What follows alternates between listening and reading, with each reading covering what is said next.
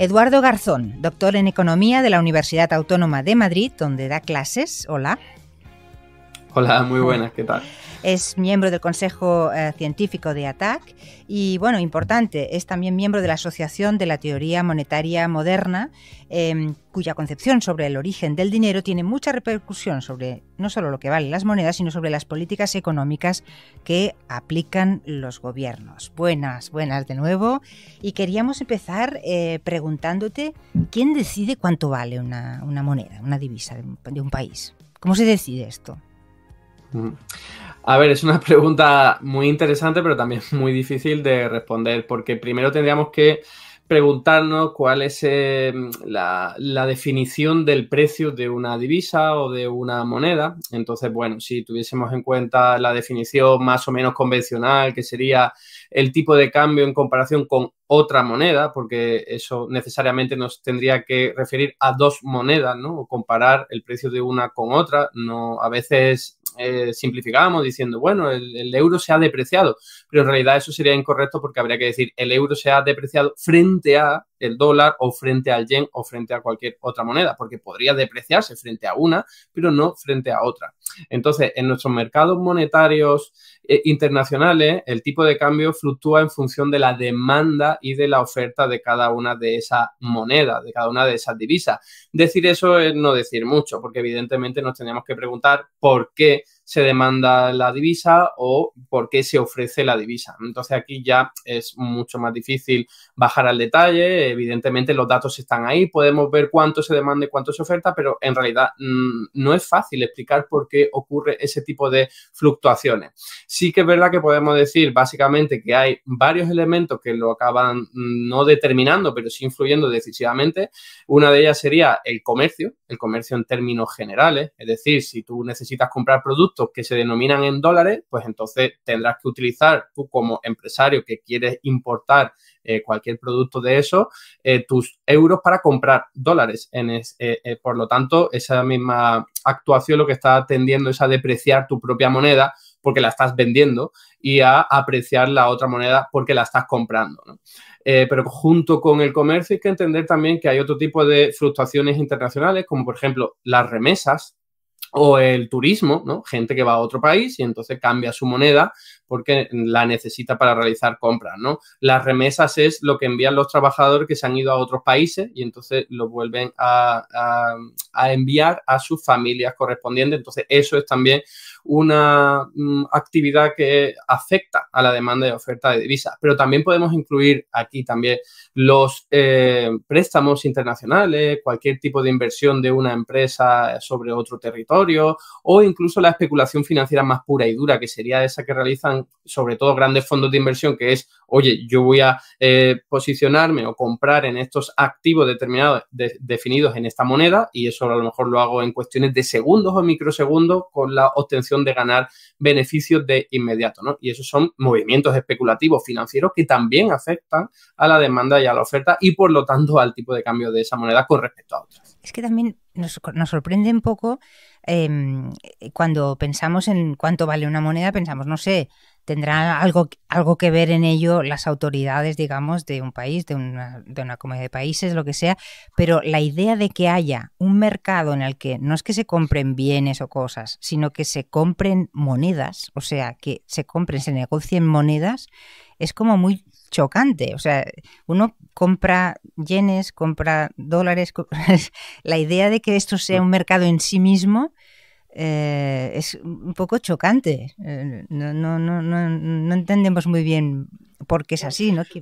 ¿Por qué existe, no? Pues no debería ser tan chocante porque yo creo que casi todo el mundo ha tenido que hacerlo en algún momento. A lo mejor ha tenido que viajar, no sé, a Gibraltar, a Portugal antes del año 99 o al Reino Unido y entonces ha tenido que hacerse con monedas extranjeras, ¿no? Entonces va a un operador, que puede ser un banco, puede ser una empresa especializada, puede ir directamente al Banco Central y allí cambiar las monedas. Entonces son espacios en los que se ofrece ese intercambio de moneda, solo que hoy día con las nuevas tecnologías pues es algo que puedes realizar directamente desde tu casa sin moverte, ¿no? A través del ordenador y de internet. Entonces eso es lo que suelen hacer pues las grandes empresas, como decía, las financieras sobre todo, que son grandes volúmenes en muy poco tiempo, con el objetivo de a lo mejor ganar un céntimo o 2 céntimos o 2 céntimos de euro, pero claro, si lo haces durante mucho tiempo, pues al final son grandes beneficios, ¿no? Como digo, no debería sorprendernos tanto porque quizás muchos de nosotros hayamos ya accedido a uno de esos mercados, pero en realidad sí que eso es minoritario. Lo que explica el vaivén y la fluctuación de los tipos de cambio suelen ser más movimientos volátiles como los que hacía referencia. A lo mejor aumenta la bolsa por lo que sea. Bueno, pues hay grandes movimientos de capitales financieros que van a cambiarse por otras monedas y eso a su vez afecta al propio tipo de cambio. Sí, me refería un poco a esto, al mercado organizado de compra-venta, no tanto a que tú vayas a comprar, ¿no? una moneda porque vas a viajar o lo que sea, ¿no? Pero sí. ¿Y en general interesa a un país tener una moneda fuerte? Hombre, por supuesto que sí. Lo que ocurre es que aquí quizás habría que hacer varios matices, ¿no? Por ejemplo, la moneda más fuerte, más sólida de todo el planeta desde hace mucho tiempo es el dólar estadounidense. Esto tiene que ver precisamente porque la gente demanda muchos dólares porque muchas de las operaciones que se tienen que realizar a nivel internacional tienen que ser en dólares, porque así se ha establecido por la fuerza, entre otras cosas, por parte de Estados Unidos, ¿no? Ha habido guerras y conflictos bélicos y conflictos geopolíticos precisamente debido a esto. De hecho, yo siempre pongo de ejemplo que a principios del siglo XXI Saddam Hussein dijo voy a dejar de vender mis hidrocarburos, mi petróleo en dólares y eso en buena medida explica la intervención luego de Estados Unidos en Irak, pero como este hay muchísimos otros ejemplos, ¿no? Entonces todos los países quieren tener una moneda fuerte, Estados Unidos lo ha logrado por la fuerza, antes el Imperio Británico también lo lograba por la fuerza, la libra esterlina e incluso antes del Imperio Británico pues tendríamos el Imperio español, incluso el Imperio portugués y francés que también lo lograban por la fuerza, el uso más o menos internacional de su propia moneda. ¿Por qué digo que habría que matizar esto? Bueno, porque a veces hay países que se obsesionan, o dirigentes políticos, mejor dicho, que se obsesionan con tener una moneda fuerte, cueste lo que cueste. Y eso es el caso, por ejemplo, de Ecuador o de Panamá o ahora mismo de Argentina, con Javier Milei a la cabeza, que lo que quiere es tener una moneda fuerte, que sería el dólar, y eso tiene una contrapartida muy importante, que es abandonar tu propia moneda, ¿no? En este caso, el peso argentino. Entonces, estás perdiendo mucha soberanía monetaria. Bueno, estás perdiendo toda la soberanía monetaria, pero me refiero a que pierdes mucho margen de actuación, porque tener una propia moneda, aunque sea más débil que las que podrías obtener por ahí, te permite también ciertas ventajas, como por ejemplo, utilizarlo para tu política económica y fiscal, ¿no? Manejar al final los flujos de dinero, sabiendo que eso es complicado, sabiendo que eso tiene sus riesgos, pero oye, al fin y al cabo, hacer como países como Ecuador, que es al fin y al cabo rendir tu soberanía monetaria, sí, tienes una moneda fuerte, pero no es la tuya, no la puedes controlar. No es lo mismo que Estados Unidos, que dice, oye, yo directamente puedo controlar mi moneda, puedo crear todo lo que quiera, puedo destruirla porque al fin y al cabo es mía y yo la controlo, ¿no? Pero no hace falta ir a casos tan extremos como los de Ecuador o ahora Argentina, sino que hay otros países que han vinculado su moneda a activos reales como el oro antiguamente o también a otras monedas, ¿no? Esto ocurre, por ejemplo, en Dinamarca. En Dinamarca tienen su propia moneda, pero la vinculan al euro, con lo cual no tienen un pleno margen de actuación a la hora de decidir, bueno, voy a crear muchas coronas danesas porque al fin y al cabo me puede hacer que se deprecie esta moneda y no es lo que me he comprometido porque mantengo un vínculo con el euro. Entonces, te limita un poco, eso sí, te lo limitas voluntariamente y te limita ese margen de actuación. Es como atarte las manos a la espalda, por así decirlo, ¿no? Poder económico equivale a poder político, supongo que a veces coincide bastante, ¿no? Por lo que explicabas ahora del dólar. Y también me preguntaba hasta qué punto a algunos países les puede haber interesado a veces devaluar, o sea, que valga menos su moneda para vender más fuera, ¿no? Eso también ocurre a veces, que en general es importante para los países tener una moneda fuerte, pero a veces hemos visto movimientos de este estilo, ¿no? Sí, sí, eso es muy buen matiz, porque normalmente pensamos que tener una buena moneda, una moneda potente siempre te da ventajas, pero no es así.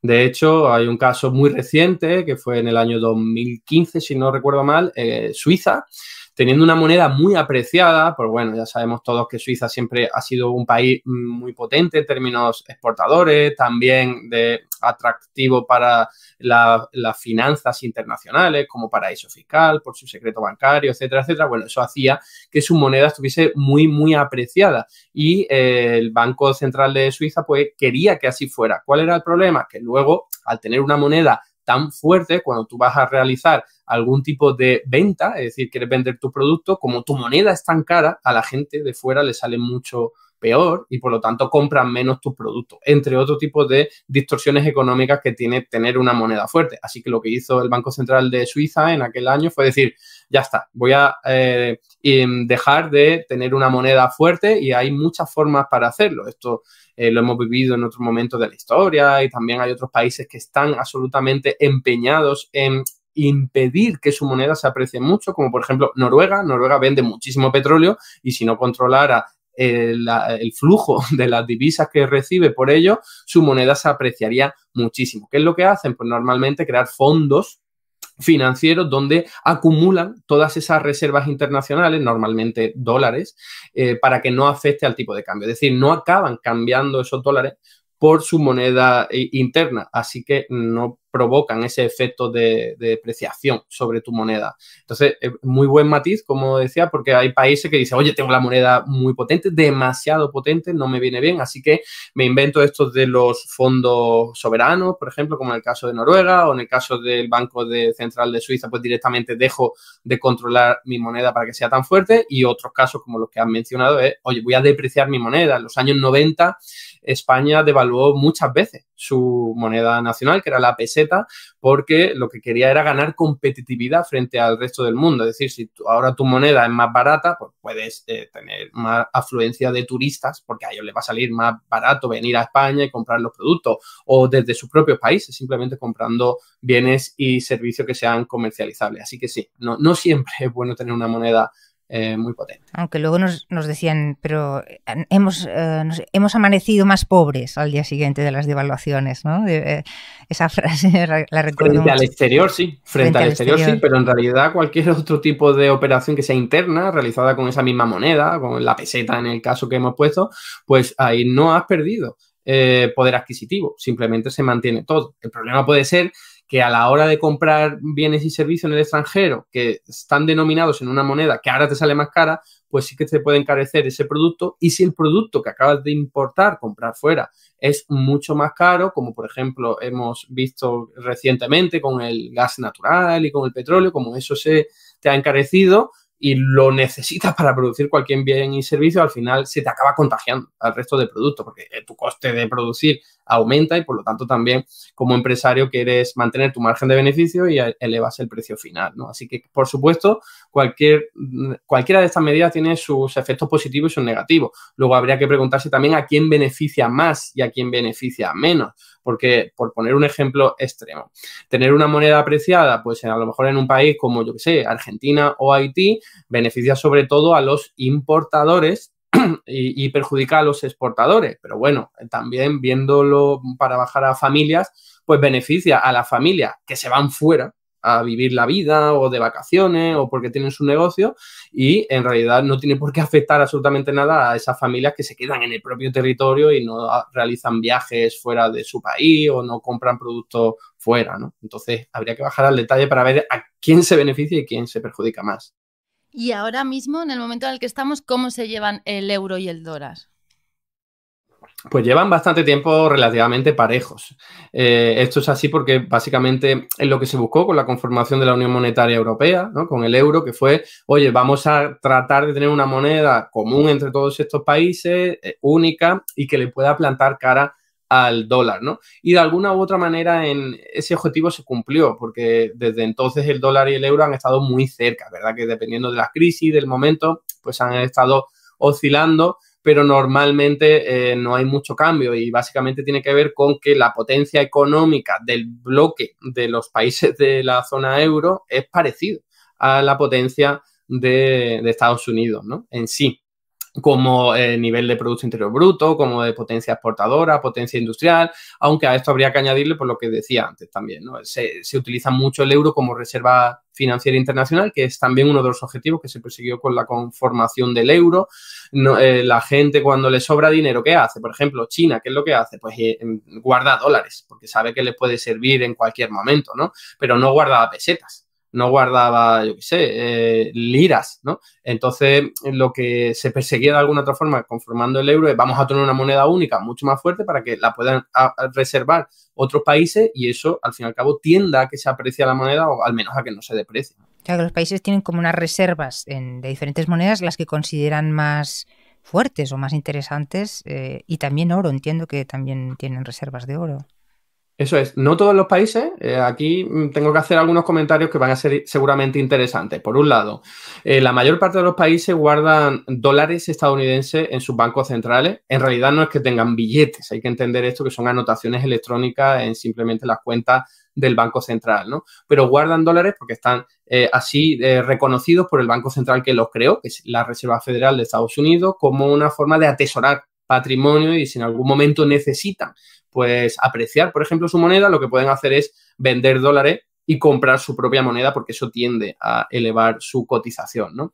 Entonces digo que es interesante porque ¿qué es lo que ha ocurrido en el año 2022 a partir de marzo? Que Estados Unidos lo que hizo fue confiscar, entre comillas, que en realidad sería bloquear todos los dólares que tenía el Banco Central de Rusia, ¿no? Con motivo de la invasión de Ucrania. Es una sanción, una entre tantas, y fijaos que al final juega en tu contra, ¿no? Como Estados Unidos, que quiere que tu moneda sea utilizada para que se aprecie, pero si ahora de buenas a primeras dice, oye, que este compromiso que teníamos mantenido desde hace tiempo, que es que tú puedas tener dólares para que lo pudieras utilizar cuando quisieras, ahora ya no lo puedes hacer porque te lo he bloqueado, ya no puedes utilizar mis dólares. Entonces, claro, Rusia lo que hace y lo que ha hecho realmente, lo que sigue haciendo es huir del dólar y utilizar otras monedas porque no quiere que se la vuelvan a jugar. Entonces, eso tiende a depreciar la propia moneda estadounidense y a apreciar otras como la de India, como la de China y otros socios comerciales.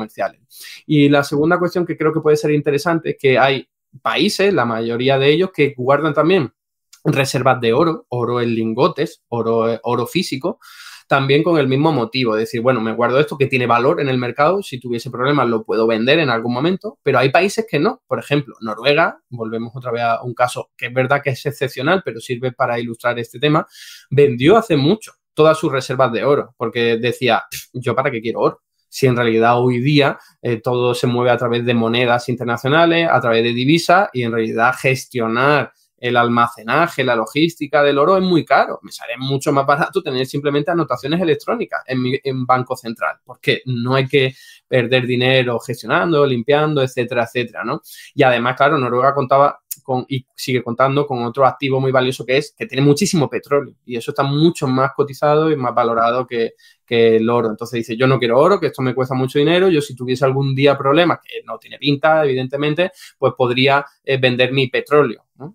O utilizar mi propia moneda, que ya está muy apreciada debido a que he vendido petróleo. Sí, sin embargo, comentábamos en otro momento del podcast la evolución que había tenido la cotización del oro, porque los últimos 20 años, a fuerza de incertidumbres, guerras, no sé si guerras contra las subidas de precios, lo que sea, es verdad que vale muchísimo más ahora una onza de oro que hace 20 años.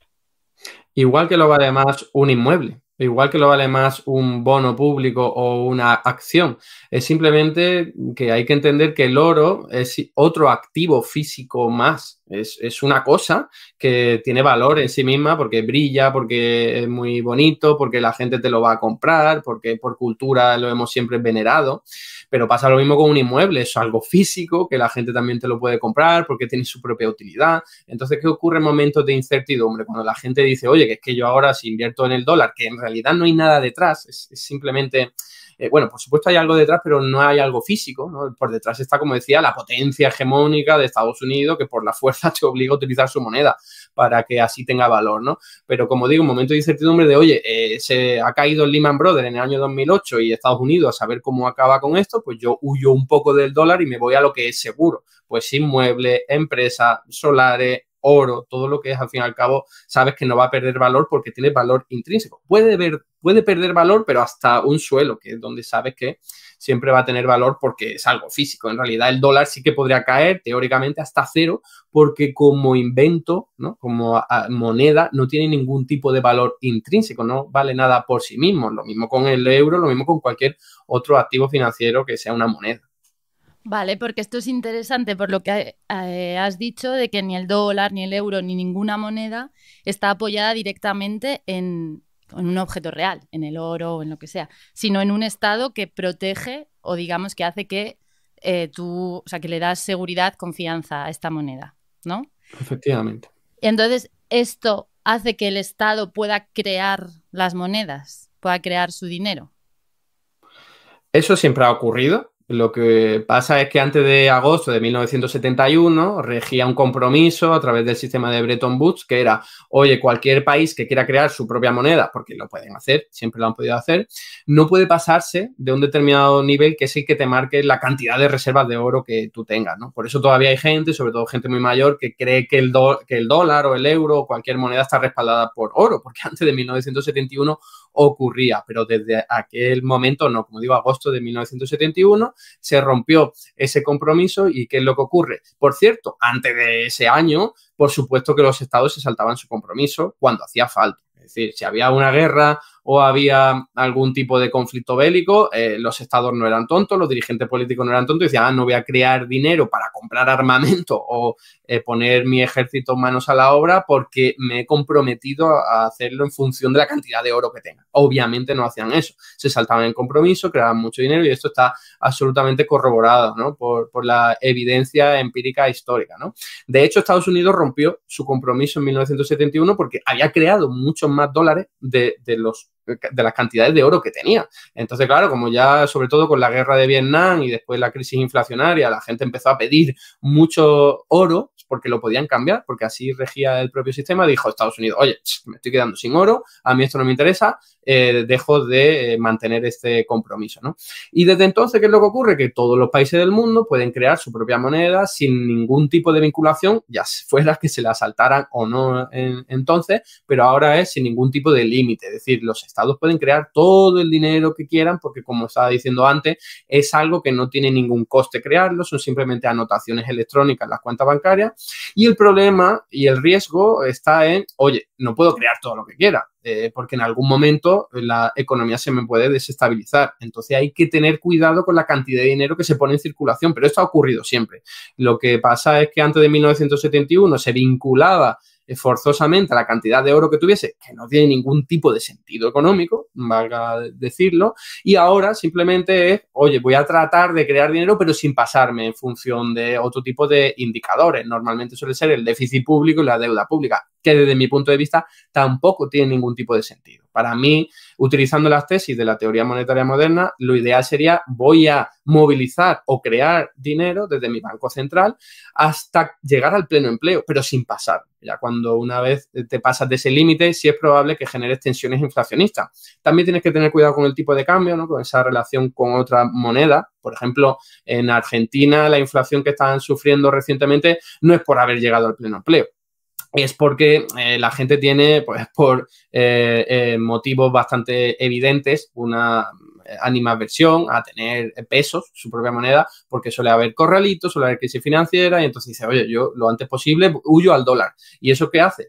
Revalorizar el dólar y depreciar el peso. Y claro, con un peso cada vez más débil, tú comprar productos fuera, y Argentina es muy dependiente de los productos que tiene que comprar fuera, todos te salen mucho más caros. Entonces eso se te acaba contagiando a toda la economía y tienes una inflación galopante. Sumado a eso, otros motivos, que hay mucho oligopolio, poca competencia libre en Argentina, pero para que se entienda precisamente esto que comento, ¿no? Que la inflación a veces se vincula necesariamente a crear dinero y hay inflación, y no, la inflación te puede surgir. Es la idea que tenemos todos en la cabeza cabeza, ¿no? Eso es, porque es un mito muy extendido y si tuviese que apostar a quién fue el culpable, señalaría a Milton Friedman, porque en los años 50 y 60 se paseó por todos los medios de comunicación, todos los programas televisivos, y en aquella época había pocos programas y tenían mucha más influencia que ahora, de Estados Unidos, diciendo eso, repitiendo eso, y le habían dado el premio Nobel, entonces era como el gurú económico, y sentó ahí unas bases tremendas que eran falsas, y siguen siendo falsas, que todavía hoy la gente se lo cree porque lo ha seguido repitiendo.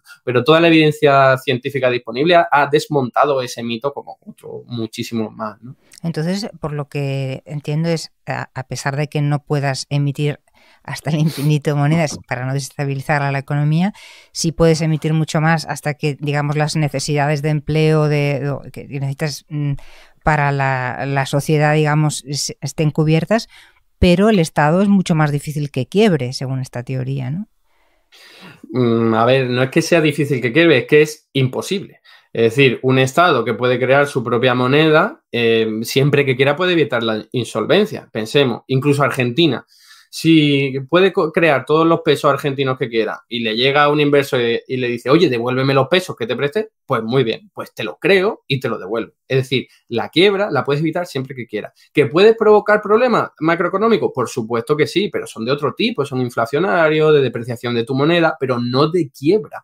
Los estados que tienen soberanía monetaria, es decir, que emiten la moneda que utilizan y que no se han endeudado en una moneda extranjera, claro, porque Argentina sí que se ha endeudado en dólares. Cuando un inversor como el Fondo Monetario Internacional vaya y le diga, oye, devuélveme los dólares que te presté, ahí no puedes crear dólares porque no tienes esa capacidad. Entonces ahí sí puedes quebrar frente a esa obligación de pago. Pero cualquier otro estado que tenga su propia moneda puede evitar la quiebra siempre que quiera. Y esto, por cierto, no estoy descubriendo el Mediterráneo, que lo han reconocido premios Nobel, como Stiglitz, como todos los banqueros centrales de la Reserva Federal, hasta Mario Draghi. Siempre han dicho, bueno, los bancos centrales no se pueden quedar sin dinero. Así que si hay deuda y quieren, porque eso es otra, hay países que a lo largo de la historia, como por ejemplo Rusia en los años 90, después de la desintegración de la Unión Soviética, impagaron su deuda pública, pero no tenían por qué. Eso fue voluntariamente. Podían haber creado dinero y pagado la deuda correspondiente, ¿no? Como digo, si quieres puedes evitar la quiebra siempre que quieras. Ese no es el problema, ese es el problema más sencillo de resolver. El problema difícil es, oye, ¿cómo utilizo yo todo este dinero que tengo a libre disposición? Porque es una potencia económica muy potente. Y, por cierto, no solo está en las manos de los estados. Importante tener en cuenta esto y que, por cierto, también se acaba ignorando, o sea, se ignora muchísimo. Los bancos comerciales también tienen la posibilidad de crear dinero apalancándose, eso sí, o sea, apoyándose en el dinero que han creado los estados. Pero un banco privado, cuando nos concede una hipoteca o un crédito al consumo, lo único que hace es teclear la cantidad correspondiente en su teclado y aumenta el número de nuestro saldo en la cuenta bancaria. No pasa nada más, no saca el dinero de ningún sitio, no utiliza oro, no utiliza ni siquiera euros ni moneda del Estado. Entonces, eso sí, no puede crearlo ilimitadamente, porque en algún momento sí que tú le vas a pedir que te lo convierta en dinero creado por el Estado. Por ejemplo, tú vas a un cajero automático, si conviertes todo ese numerito de tu cuenta en billetes, ahí sí va a tener que cumplir el banco, ¿no? Y en otro tipo de posibilidades. Pero la clave es entender, y acabo con esto, que, por ejemplo, cuando a veces hay inflación, dices, eso es que el Estado ha creado mucho dinero. ¿Por qué nunca se preguntan si han sido los bancos privados los que han creado mucho dinero? Porque hay un sesgo ideológico clarísimo. Fijaos, en España, durante la burbuja financiera inmobiliaria, antes del año 2008, fue lo que ocurrió. Los bancos se hincharon de crear dinero, concediendo créditos, concediendo hipotecas, y eso disparó hasta unos niveles increíbles los precios de los inmuebles. Eso se llama inflación, aunque si fuese solo para el activo inmobiliario, para ese sector, pero eso fue provocado por dinero creado de la nada por los bancos privados, pero nunca son los sospechosos de crear inflación. Eso es algo muy curioso y que evidentemente responde a un sesgo ideológico claro. ¿Y el límite de hasta cuánto dinero se puede crear sería una decisión política? Por supuesto que sí. La decisión política que hay ahora, que es la convencional, es no te pases del 3% sobre el PIB de déficit público. No te pases del 60% sobre el PIB de deuda pública, porque hay que entender que si un Estado gasta más de lo que ingresa, lo que está haciendo es crear dinero. Hay que entenderlo así. La teoría monetaria moderna lo explica muy bien. Si un Estado que es capaz de crear el dinero gasta 10 e ingresa 8, oye, ha entregado 2 unidades monetarias por ahí, hay más dinero en circulación, porque no hay que pensar que ese dinero te lo ha prestado alguien, eso es un error, porque ese alguien, ¿de dónde obtuvo el dinero? Si tú sigues haciendo esa regresión lógica, al final tienes que llegar a la conclusión de que el dinero que tenía ese inversor que te prestó el dinero salió del Banco Central, porque todo el dinero que tenemos en nuestro bolsillo, euros, moneda o billetes, lo que sea, ha salido del Banco Central, que es un organismo público. Entonces todo el dinero proviene de ahí. Con lo cual, por supuesto que es una decisión política. Hoy día se dice, oye, que no te pases teniendo déficit público, teniendo deuda pública. Lo que, por ejemplo, algunos teóricos como yo defendemos es: eso no importa, el numerito del déficit y la deuda pública no importa. Lo que importa es la salud real de tu economía. Hay mucho paro, hay inflación, hay posibilidades de que se te deprecie mucho la moneda. Eso es lo que importa, porque en alguna economía a lo mejor llegas a la inflación con un déficit del 10% y a lo mejor en otra llegas con un déficit del 2%. ¿Qué sentido tiene poner una misma camisa de fuerza a todas las economías cuando tienen tallas y envergaduras tan diferentes? No tiene ningún tipo de sentido. Eso hace estallar los criterios de convergencia de Maastricht totalmente. Sí, por supuesto. Pero es que están absolutamente ya, ¿cómo decirlo?, cuestionados, tumbados. O sea, la academia, incluso la más ortodoxa, ya sabe que esas reglas fiscales no sirven básicamente porque los estados ni siquiera lo pueden cumplir, que esto es otra. Habría que hablar más sobre esto, no da tiempo, pero básicamente los estados de la eurozona en la mayor parte de los años no han cumplido sus propias reglas fiscales. ¿Porque no han querido? No, han querido en la mayor parte de los casos y no han podido porque un Estado no controla esos indicadores como el déficit público, la deuda pública, porque también depende de lo que hagan los agentes económicos, las familias y las empresas. Si tú como Estado entregas dinero a la gente y luego la gente se lo queda, eso no lo controlas tú como Estado. Si en cambio están dinamizando la actividad económica, comprando, consumiendo, están pagando muchos impuestos y al final se te ve afectado también el déficit público. Son indicadores que no controla desde las autoridades públicas. Por eso a veces tienen mucho déficit público, otro menos, y es algo que escapa a la propia voluntad de las autoridades. Por eso digo que es que están absolutamente cuestionadas, ¿no? Estas reglas fiscales. Me gustaría terminar con una última pregunta justamente sobre la reacción que ha tenido la Unión Europea en tiempos post-pandemia, porque parece como que se ha acercado un poco, a pesar de lo lejos que está de la teoría monetaria moderna, en su reacción, ¿no? Con todo el plan de recuperación y resiliencia, y aunque haya sido algo temporal y que ahora esté en fase de readelgazamiento, y veremos qué pasa en las próximas elecciones europeas, ¿no? Pero... muy buena observación y me encantaría tener mucho más tiempo para hablar sobre ello, pero resumidamente diré que no le ha quedado más remedio. ¿Por qué? Primero, porque la extrema derecha te estaba surgiendo por todos los países, incluso la izquierda más comunista levantando el puño en Grecia, ¿no? Que llegando al gobierno. Entonces, las autoridades dirigentes de la Unión Europea dijeron: nos estamos pasando, estamos ahogando demasiado a nuestra ciudadanía y están saliendo aquí votando a partidos que a nosotros no nos gustan nada. Segundo, luego la pandemia. No te queda más remedio. Si la gente se está muriendo y incluso has cerrado tú las propias empresas, entonces no te queda más remedio que dinamizar la actividad económica desde lo público. Y por lo tanto acaba con esos déficits públicos y deuda pública, esos límites, ¿no?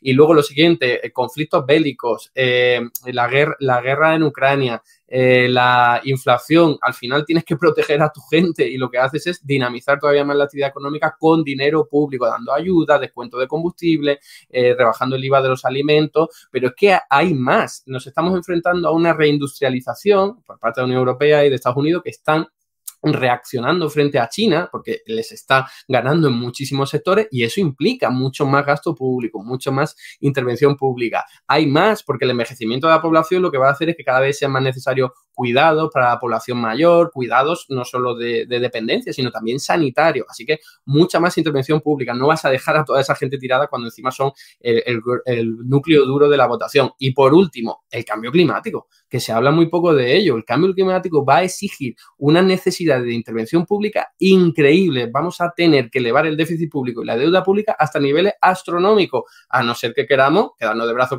cruzados y morir precisamente por este desafío medioambiental. Así que sí, por la fuerza de los hechos, al fin y al cabo, la teoría monetaria moderna se impone. Pues lo vamos a tener que dejar aquí por tiempo, aunque seguiríamos Sí, porque mucho estaba más pensando ahora en rato. las primas de riesgo y lo que pasaría y todas esas cosas, ¿no? Pero eso da para otro Pero eso puede podcast. ser para otro podcast de qué va la prima de riesgo. Pero muchas Pues, gracias, Eduardo, muchas por gracias. ayudarnos aquí a poner Encantado. luz sobre de qué van las monedas. Y, o sea, que en conclusión, necesitamos más dinero y que se reparta mejor, sobre todo. Exacto. Gracias, un saludo. Muchas gracias. Nada, un placer a vosotros. Hasta aquí el vídeo de hoy. Muchas gracias por estar ahí y si te ha resultado interesante, no dudes en comentar, darle like y compartir, que la teoría económica dominante no se combate sola.